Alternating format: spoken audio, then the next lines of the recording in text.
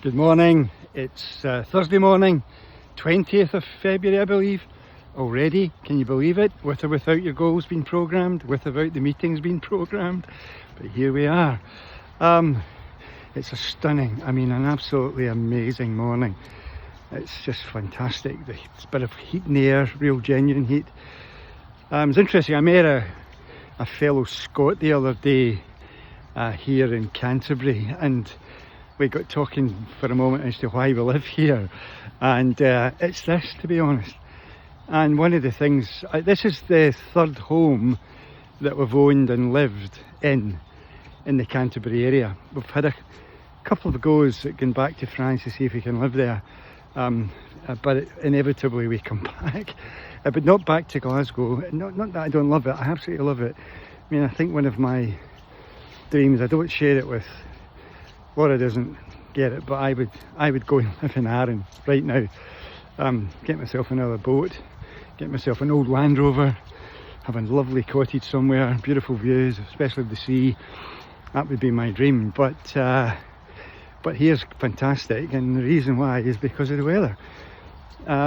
Interestingly, I found myself sharing with a guy that I remember on 26th of February, I'd gone out to the front of the house we lived in back then, still in the Garden of England, still right next to orchards, and sat down, had a cup of Rooibos tea with Earl Grey, I love that.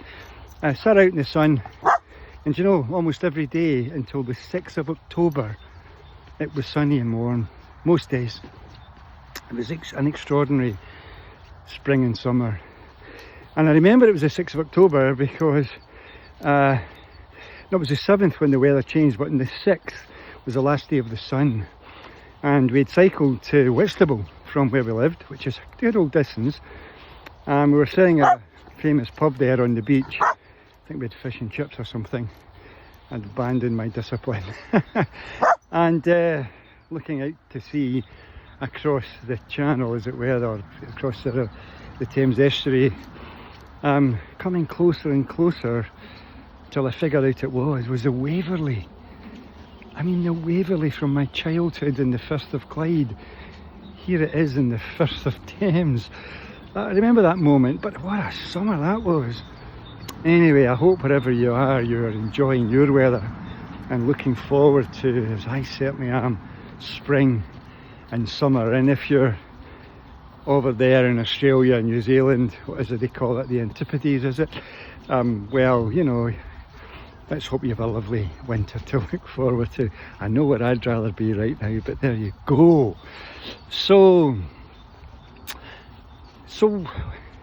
one of the things I wanted to remind you of is, well, first of all, many of you wouldn't have got to see my video yesterday because I put some other things up on Facebook recently outside of the cycle I've been doing. So if you only see one of my posts, then you wouldn't have got the link to yesterday's video. And basically, I go and find it and watch it. I think there's quite a lot in there, but one of the things I asked for was just some nice comments from anybody who would want to do that. Just the typical thing, you know, maybe give your initial and your name so it looks like you've agreed, and some comment about how MindStore's affected your life. Because what I'm going to do with them is I'm going to put them on a handbill or a poster to help people who have no idea who I am here in Canterbury to consider coming to a course that we're going to do on the 28th of June, a Saturday. The course I did in Glasgow last year for charity, do the same course here, but they don't know who I am here, so that would help if you're interested in helping. Just a comment, you know, this sort of thing, just a nice little thing, because it would really help others. And we're not going to charge a lot of money for it. It's going to be a sort of minimum fee plus a donation, so those who don't have a lot of money can still come and get in, and those who've got a bit more can add a bit more at the end. So your help with that would be great. But anyway, here's something to remind you of. You know, one of the things I've been squeezing in is Jim Fairbairn, who many of you know in the Glasgow area and who were able to do the online course last year, would have got to see his video about him testing the Mindstore techniques with electroencephalography, and it's mind-blowing. You may remember that there's a particular wow in that video, and he was kind enough to share it with us all. Hopefully he'll let me do that again in Canterbury in June. But he's written another book, and I've got a copy of it, and he's asked me to have a wee look at it and maybe make a comment or two. So I've started it, it's really amazing, but still to finish it before I have a chat with him and about it. I'm looking forward to feeding back to him. But one of the things that Jim reminded all of us of, and I'd worked with the people in his company in various places, actually around the world, over the recent years, and I remember when we beamed him in, I think it was Texas, beamed him in front of all his colleagues I was working with. He said that the two most important tools of Mindstore, because I was teaching them a Mindstore program designed for them, for him, for I think it was at that point 26 years he'd been using Mindstore every day of his life, and what he said was that the two most important was, listen to this, middle of the night programming ahead of critical meetings and events, and clearly a guy who's one of the top CEOs out there must have attended lots of very important meetings and events, and so middle of the night programming. But listen to this one, the inner conversations with his coaches.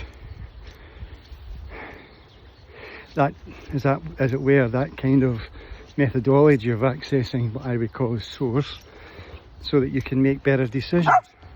And he said it was the most important tool. And yet you can tell from his presentation that all the other stuff in Mindstore's been really great for him, brilliant for him in fact. And but there you are.